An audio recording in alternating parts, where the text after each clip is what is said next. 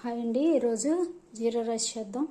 జీరా రైస్కి ముందు ఆయిల్ పెట్టాలి, ప్యాన్ పెట్టి అందులో మినపప్పు, జీలకర్ర, ఉరుద్దాల్, కుమిన్ సీడ్స్, గార్లిక్ కట్ చేసిన గార్లిక్, రెడ్ చిల్లీ వేసేయాలి. వేసి వేయించాలి.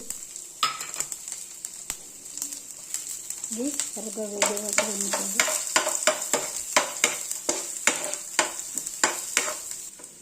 ఇలాగా రెడ్గా వేయించుకోవాలి. తర్వాత ఇందులో కరివేపాకు, పచ్చిమిర్చి వేయాలి. గార్లిక్ ఇష్టం లేని వాళ్ళు గార్లిక్ వేసుకోగలద్దు, వేసుకోకపోయినా బాగుంటుంది. తర్వాత ఇందులో రైస్ వేయాలి, ఉడికించిన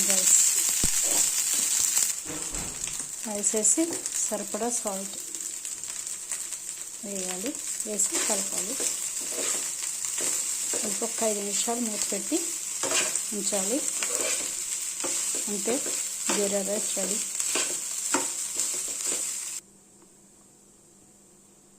చూసారు కదా, జీరా రైస్ రెడీ అయిపోయింది. అంతేనండి, స్టవ్ ఆఫ్ చేసేయడమే.